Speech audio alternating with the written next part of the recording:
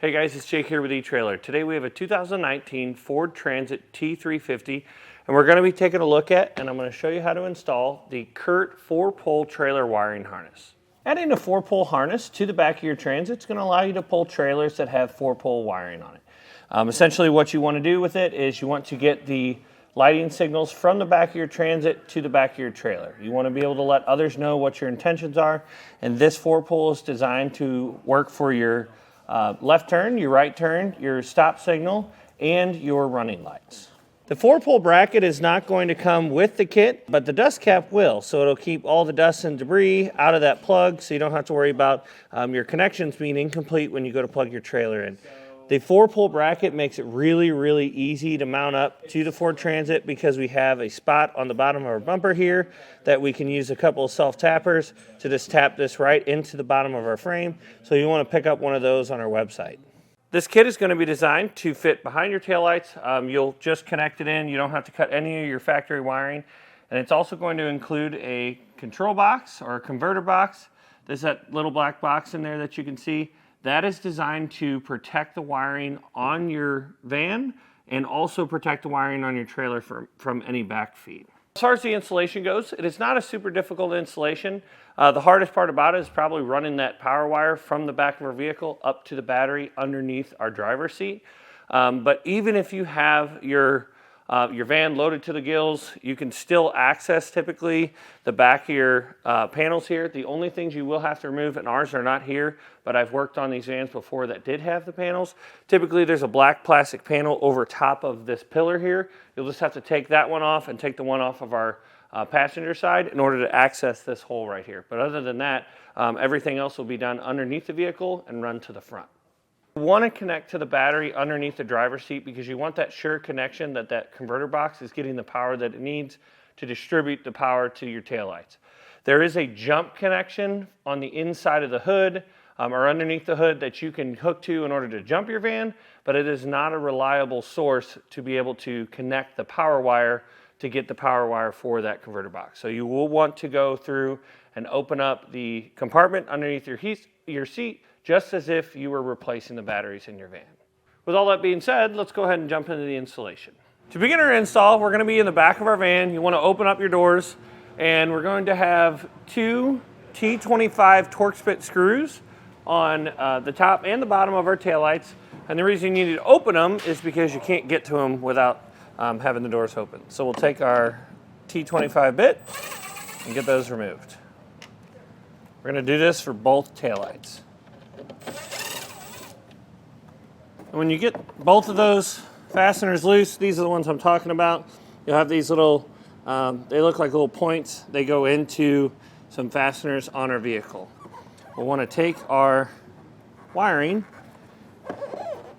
and just push the button, listen for it to click, and then slide it off. We'll take our taillight and just set it in the back of our vehicle and then repeat that same process on our passenger side. We're going to do a couple different things to get it prepped. So underneath our bumper, we're going to have one of these big openings. We'll pop that one out, this one here. Then we're going to have the same two on the other side of the vehicle. You want to pop those two out. This is how we're going to get our wiring from our driver's side over to our passenger. And we're going to take our green wire. We're going to throw it down through this hole. You just want it to drop down to where we can grab it through that larger rectangular hole. Reach up in this cavity, grab it. You just want to pull it down. And then we'll take our 4-pole and do the same thing. Just run it down because our 4-pole is going to have to go down by our hitch and our green wire is going to have to go over to the passenger side. I just like to do this before you get your converter box in there. Because we're going to have to mount it and it'll end up being in our way. And then our ground wire, our converter box, and then our yellow wire are all going to go inside of this cubby. We want to take this grommet out of our driver's side. And then we'll take, I like to do it in the top because the wire that's already here for our taillight is in the bottom of it. We're going to take either a razor knife, we actually have these razor snips, and you want to cut a slit in it. But I like to cut a little bit of a chunk out because the wire that goes through it is a little bit larger. So just cut a section out like that. We do get some black silicone in the kit that will make up for this, and we can coat it. We'll take our wiring with the yellow wire, pull it out. That's what the little slit's for. And we'll take our grommet, put it back into place. You can kind of reach through the backside and make sure that it clips in just like that. Now we can make our connection. So you'll see that one of our new connectors looks just like our factory one. You want to take the other one, connect that in, make sure it clicks. Now we've also taken our ground wire, ran it out of our grommet, because on the inside of that cubby, there's not really a whole lot of space to ground this. So just ground it right here on the outside. And what you want to do is make sure that there's no wiring behind it. You stick your hand back there and find that out.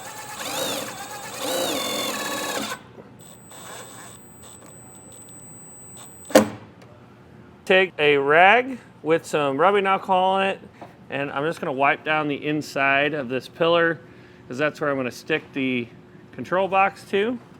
The sticky pad that comes with this kit is kind of a hit or miss. They're not super great on being sticky and holding up. You can either zip tie this to something inside there. It's very, very tight to be able to do that. So what I'm going to do is, we've got some more sticky pads here at the shop. If you got some double-sided tape or double-sided foam, that works great too. But we'll stick that to the back. And then we're going to reach in here and stick it to that wall.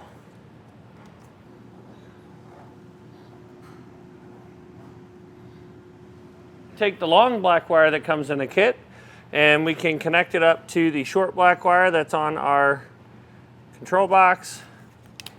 And we like to use heat shrink butt connectors on all these connections, because they are sort of exposed to the elements being in these cubbies. You don't have to. There's some butt connectors that come in your kit, but I highly recommend any connection we make in this kit, I will be using a heat shrink butt connector. So we'll get this shrunk down, and then we're going to feed this wire down through the bottom of our frame rail, just like we did with those other two.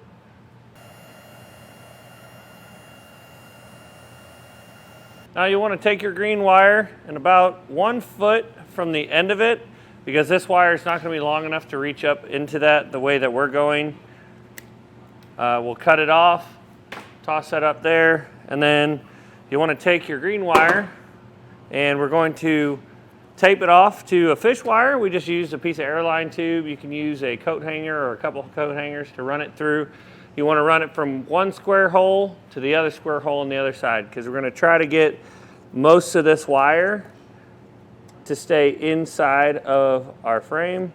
So there's some smaller access holes up here at the top in our rectangle hole. We'll reach up there,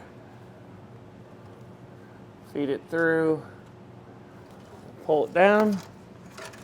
Now I'm going to tape it off to that fish wire and pull it to the other side.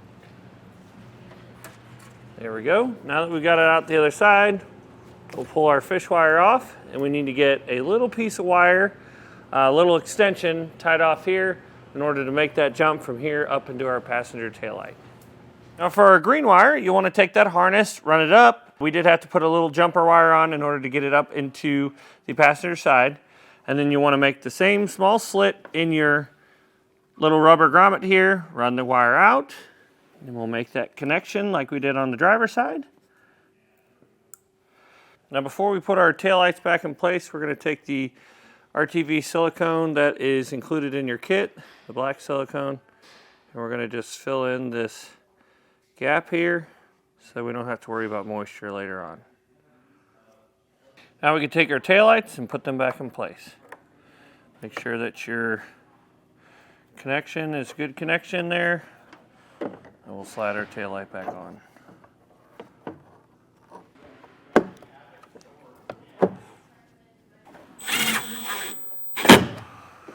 Back underneath our vehicle, we're going to have to make a few cuts in our little plastic cover that came out of the rectangle hole.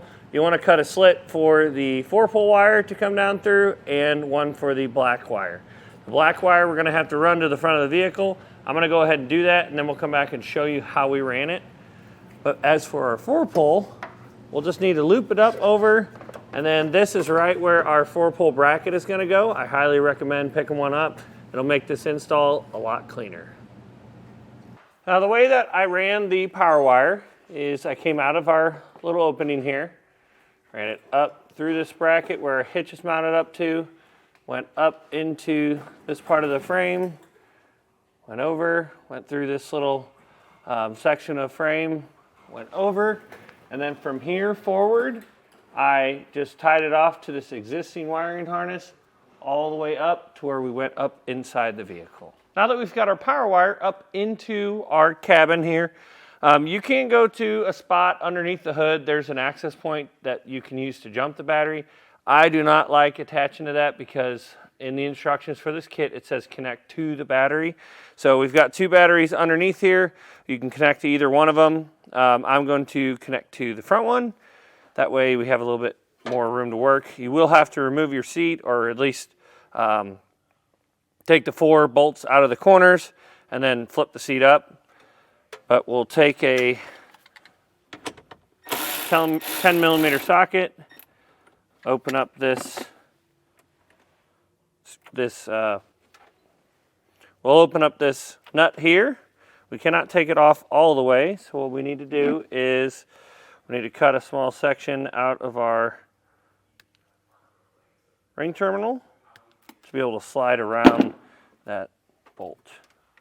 You want to make sure that your fuse is not in the fuse holder when you're doing this, because a partial connection will cause the fuse to pop. We'll put our ring terminal on there and tighten it back down. Put our fuse in place, and then we can test our wiring.